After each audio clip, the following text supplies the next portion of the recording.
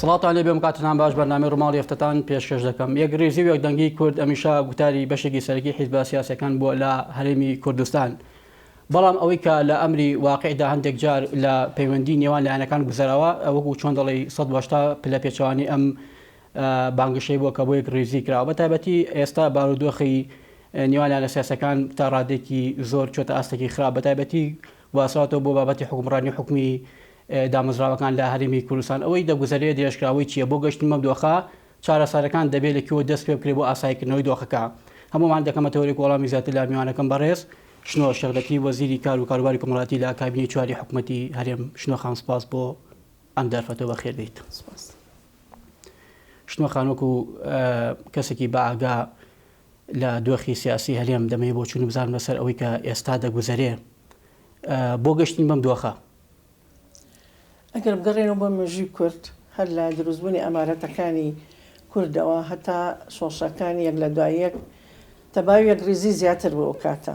ڕاستە ململانێ هەبوو بەس نەگەیشت بووە ئەوەی کە بێتە هۆی پەربوونی ماڵی کورد هەتا ساڵی 1964 کە بەهۆی دەسیسەی دەرەکیەوە و بەهۆی مەسلحەتی دەوروبەرەوە وڵاتانی دەوروبەر باشە ئەم دۆخەیان خۆڵقان کە تا ئێستش پێوەی ئەناڵێنین و ئەم دۆخە ئێستش هەر درێژکراوی من بە درێژکراوی ئەو پەربوونەی ئەزانم. بەڵام هەست ناکەی ینی ناوکۆکیەکە لە فۆرمەکەیدا جیاوازترە تۆخترە و بەرژەوەندیەکان تا ڕادەیەکی زۆرتر گۆڕانکاری بەسەرا هاتووە. پێ دوایە هەمان فۆرمەیان فۆرمی ململانەکانیش بۆ خۆی گۆڕانکاری بەسەر هاتووە. بەڵێ ململانەکانیش گۆڕانکاری بەسەر هاتووە چتر بۆتەوە بەداخەوە کا بواە عکسی ئەمە بواە. بۆ ئەمە خەبات کراکە ئاواها بێت یان دەبوو لەمە باشتر بکرێت کە ئێسا هەیە. تاوان هەموو کەس چاوەڕوانیە کرد کە باشتر بێ. باشە ئەوەی ڕوو دەدات هۆکارەیە دەرەنجام. وەڕای من هۆکاری شەو دەرەنجامیشە. باشە بەڵێ و هەروەها لە ساڵی نەوەیەکە کە کورد بەخۆش بەختیەوە حکومان گرتە دەست خۆمان هەڵی زۆرمان کرد بەڕاستی ئینسانە بێ واقع بڵێ هەڵی زۆرمان کرد نەتیجە ئەو هەڵانە ئەم دۆخەی ئێستا دروست بوو. بۆ نمونە کەسانێکی زۆر تاعین کرا بێ بەرنامە بە لێشاو خۆی زۆر زەرورە کە هەلی کار بدۆزێتەوە بۆ گەنج. باشە من جارێک بە جەنابی دکتۆر بەرهەمم وتم بەشکم بتوانین چەند کارگەیەک دانین کارگەیەک بنیاد دەین گەنجێکی زۆر ئیشی تیا بکەن بیر لەوە نەکەینەوە کە حکوومەت قازانجکە بەشک و قازانجەکە بۆ موچەی ئەو فەرمانبەرانە بێ. سێری کرد وەڵامی نەیامەوە لێم دووبارە کردەوە کە لێم دووبارە کردەوە وتی بڵێم چی لەسەر و خۆمانەوە ڕێمان پێنایەن. ینی دوای ئەوە مەسەلەن تاپۆکردنی خانووە بێ تاپۆکان کە لە عەشوایی فەقیر و هەژار دروستی ئەکرد خۆی مەفروض حکوومەت خۆی بە ڕێکارێکی هەندەسی چەندەها گەڕێک بۆ کەم دەرامەت و بۆ مۆزەف دروستکە.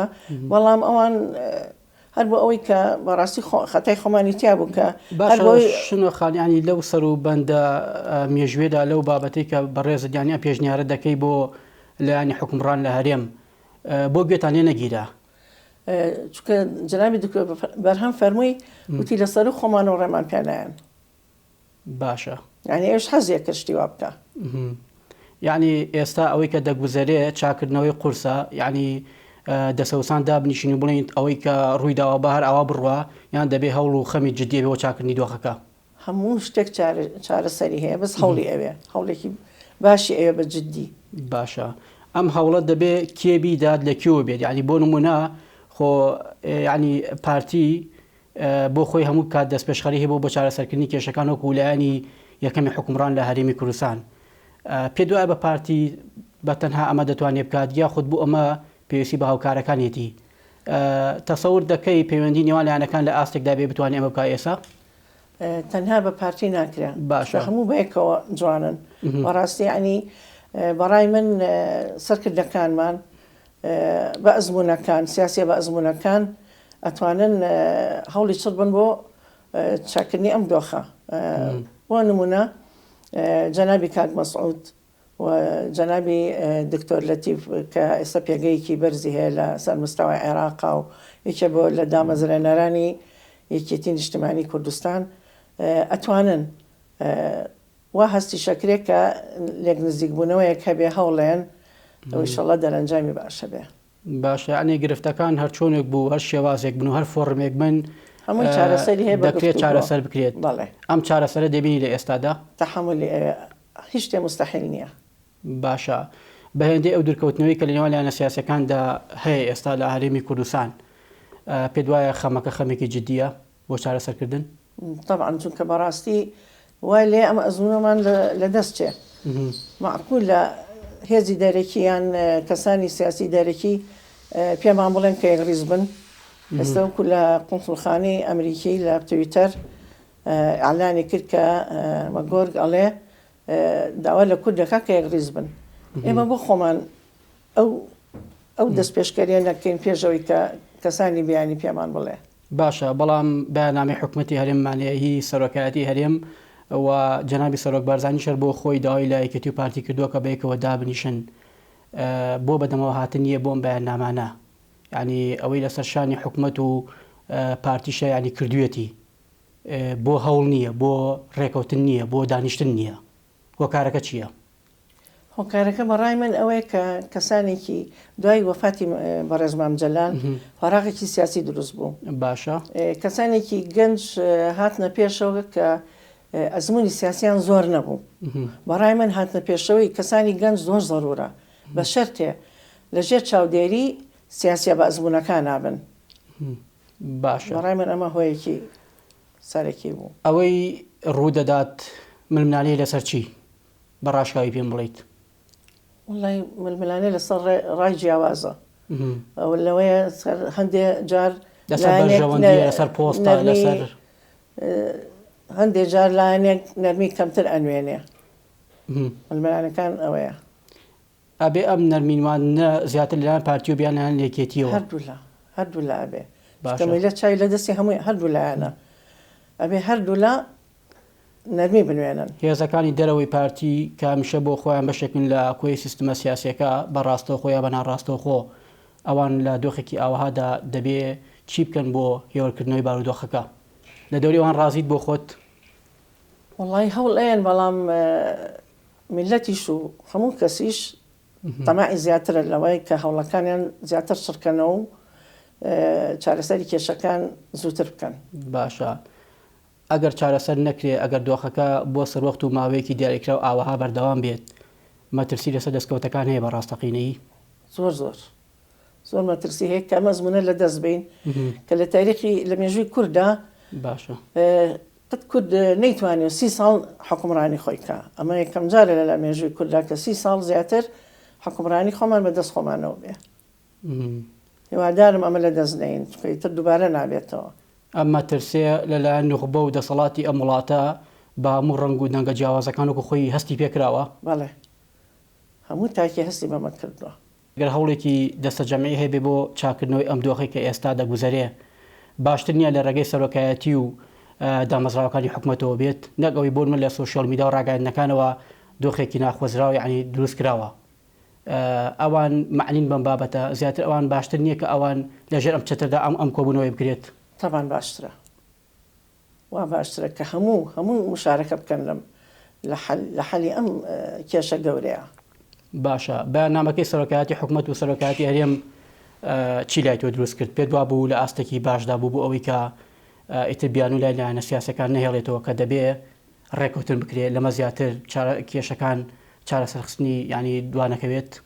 بەڵێ هەموو کەسەوە بەیاننامەی بەدڵ بوو هەمووش ئەوە ئەخوازێک کە زوو جێبەجێ بکرێ و کێشەکان نەمێنێ. باشە ئەوە بۆ خۆتان وەکوونەوەی مەلیک مەحموود هەمیشە بابەتی یەکڕیزی نێو ماڵی کورد هەمیشە بەشێکی سەرەکی هەوڵ و خەباتی ئەوە بووە لە قوناقێکی ئەوهادا پێشنیار مبادرەتان نەبوو بۆ چاکردنی دۆخەکە لە هیچ خاڵێکدا؟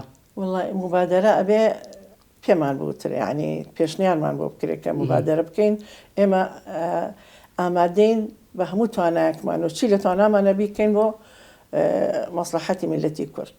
بۆ خۆسیری ناکەین ئەگەر داوامان لێ بکرێ.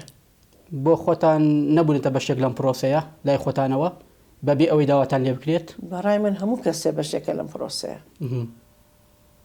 باشە ئەوەی زانیاری بێت هیچ هەوڵێکی فعلی هەیە بۆ کۆبوونەوەی یەکێتی و پارتی هەرچەندە بەڕێستان وەکو لایانی سیاسی و ئیداریە دەرەوەی کایەکەن بەڵام حتممە ڕەنگە دوورنزیک ئاگاداری بارودۆخەکەن هیچ هەوڵێکەیە؟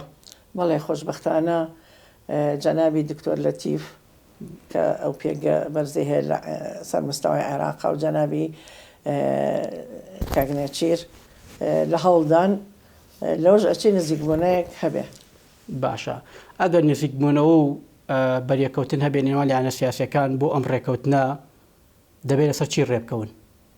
دەبێت خاڵەکانی ئەم ڕێکەوتنە چۆن پراکتیزە بکرێت بۆ ئەوەی جارێکی دیکە ئەم دۆخێک کە ئێستا دەگوزارێ ڕوونەداتەوە هەم لایەکی دیکەوە. بەڵێ وەڵڵا ئەبێ بزانن چی مەسلحەتی میلەتی تیابێ لەسەر ئەوە ڕێبکەون چونکە بەڕاستی میلەت بێزار بووە.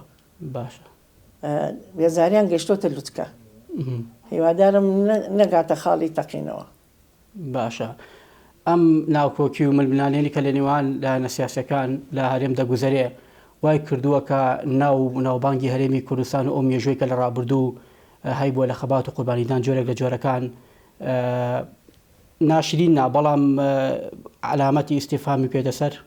بەڵێ هاتۆتە سەری بەڵێ ئەروەڵا زۆر تەسیری هەبووە ینی بەڕاستی جێی خەفەتە بۆ هەموو کەس کەوای لێبێ ئێمە دەرەکی ئەمرمان پێ بکرێت کە یەکڕیز بین یان ناکۆکی نەهێڵین مەفروزە خۆمان لە ناو خۆمانە چارمان کردە پێشێ بگاتە ئەو خاڵە.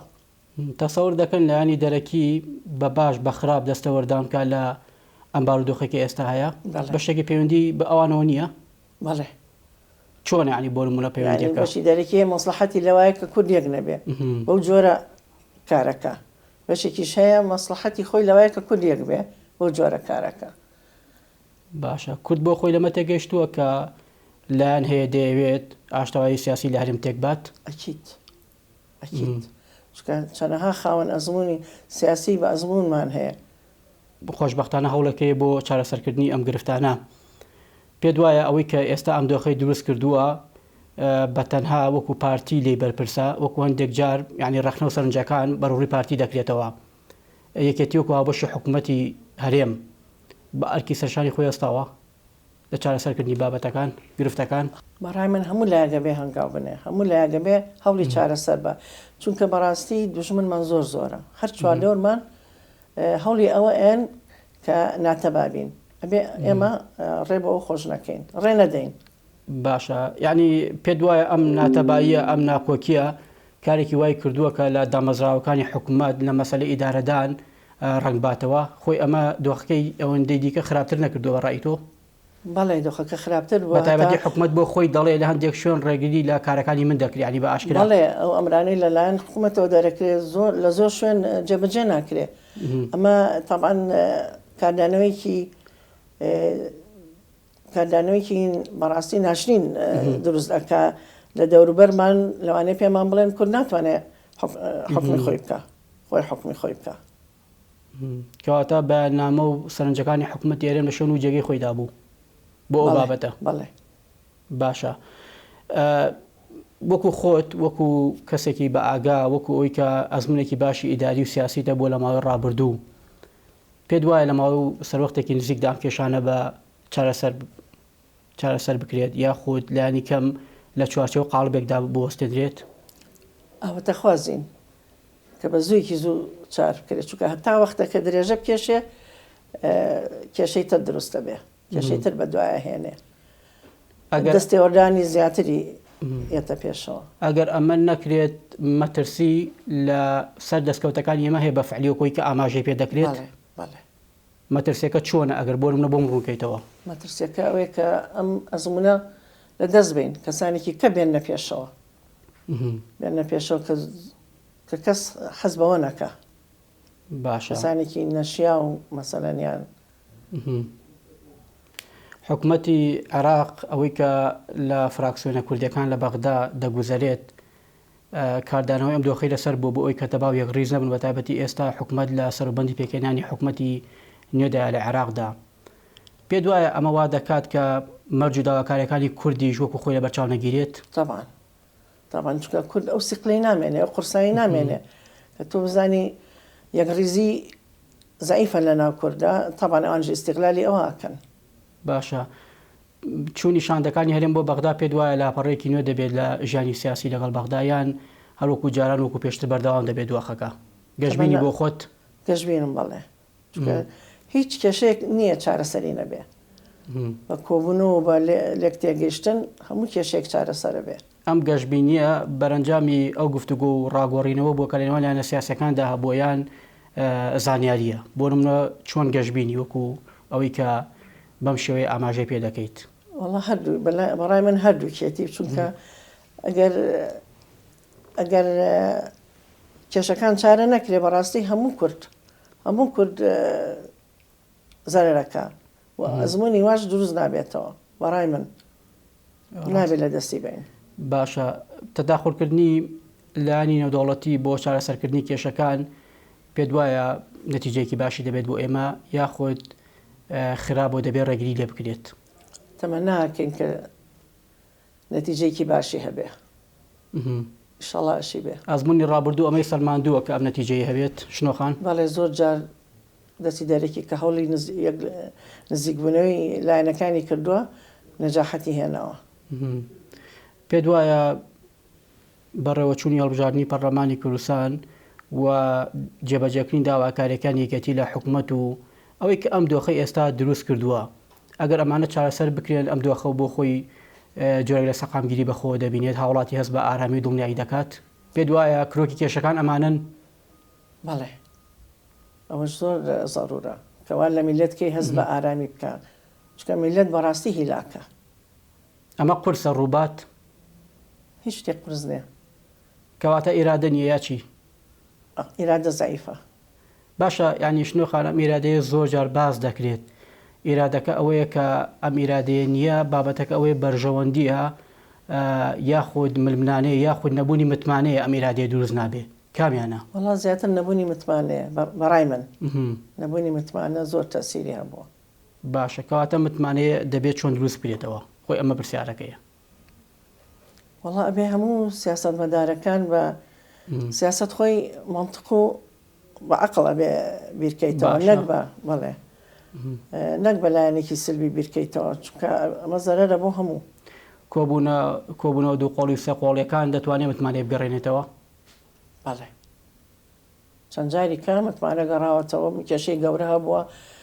ئێمە ئەزمموی کۆن کە باشە شەڕی براکوژیمان تێپەڕان بەسای خوا ئەومان تێپەڕان یعنی هیچ شتێک بە دوور نییە لە هیچ کێشێک نییە کە حەلی نەبێ. ینی کەواتە گەشتبینی بۆەوەی کە کێشەکان چارەسەر ببن. بەڵێ ئینشەڵڵا واشە بێ. ئەوەی زانیاری بۆکو پێشنیار وەکو ئەوە ناوەکو ئیجتیهادی خۆت هیچ زانیاری لە یەکێتی و پارتی کۆ دەبنەوە یاخود نا؟ بەڵێ کێشەکە ئێستا هەوڵەکان زۆرە لە بینی جەنابی کاک مەسعود و لە بینی دکتۆر لەتیفە بەڕێز دکتۆر لەتیفە هەموو لە سەر خەتن. باشە من لە کۆتایی بەرنامەکە نزیک کە بمەوەمێ دوا سەرنج دوا قسەی خۆ لەسەر کۆی تەوەرەکە ئەگەر شتێک ما بێت بتەوێ بیڵیت. وڵات تەمەناکەم کە سیاسێ بەئەزموونەکان گەنجەکان بخەنەژێر چاودێری خۆیانەوە و بە ئەزمموی بەرزی خۆیان یارمەتیان بن کە کارەکان ڕاپەڕێنن. باشە وەک دوایین پرسیار عەفوو هاوڵاتی دەبێت دۆخێکی ئاواهادا چی بکات؟ ئەوەی کە لەسەر شانی هاوڵاتیە دەبێت بۆ چاکردنەوەی دۆخەکە چی بکات؟ بۆ نمونە ئەبێ ئەوانش بەشێک بن لە پرۆسەکە؟ بەڵێ تەسیری زۆرە کاردانەوەی هاوڵاتی تەسیری زۆرە. هیوادارم زیاتر تەحملکەن بەشکم بگەینە خاڵێکی ئیجابی. زۆر سپاس بۆ بەڕێز شنۆ شێخ لەتیف وەزیری کار و کاروباری کۆمەڵایەتی حکوومەتی هەرێم کابینەی چوارەم سپاس بۆ ئامادەبوونت. سپاس بۆ جەنابی دووارە بەخێر بێت. سپاس. بینەرانی بەڕێز و خۆشەویستە وەرێکی دیکە بەرنامەیەکی دیکە بە هیوای تەندروستێکی باش بۆ هەموو لای.